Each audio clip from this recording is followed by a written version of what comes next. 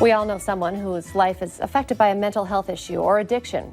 The Village Family Service Center and its First Step recovery program just moved into a brand new location that brings their counseling and addiction treatment teams together under one roof. Of course, you can imagine that's a good thing. Yes, with us today we've got Gail Nelson and Mary Jo Hansen to talk more about the new location and all the great work you guys are doing in our community. So welcome to the show. Thank you. Let's start with the new location. That's some big news. It was very exciting to see those moving trucks back up to our warehouse and unload. We feel like we had a 12-bedroom house. We were packing up because all those offices, all those counselors put all their stuff in a box. All our desks went over to the new location. Years of planning went into this move. A million-piece puzzle of getting 4 departments together under one location. And it's very exciting to be co-located and have all of that horsepower in one place. So. This is video of the new location. You guys said it's just beautiful and great natural light inside. But what does this mean for clients to have all of you guys in one spot? Because that's really what it's about. Yeah. It really is a nice opportunity. We've always had that opportunity to cross-refer. We've been part of the Village Family Service Center with First Step Recovery for 7 years. But being in one building, so say someone has an issue at work and then their employer refers them to EAP.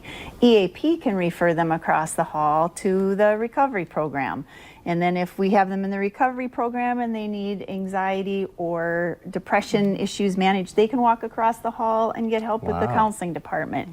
If there's more significant issues and they need the day intensive outpatient treatment for the psychology program, they can walk across the hall and also be part of that programming. So for the 4 clinical teams that are all housed together in one place, so it's, I think, a rare opportunity for people to have that. And then even within our department, we have a clinical nurse specialist, so people can do the medically assisted treatment, refer them to their primary care provider, get that medication going, take care of that anxiety, depression underneath so that the salve that the addiction was helping, cover up.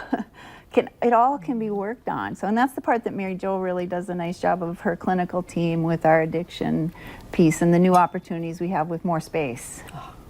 It's wonderful.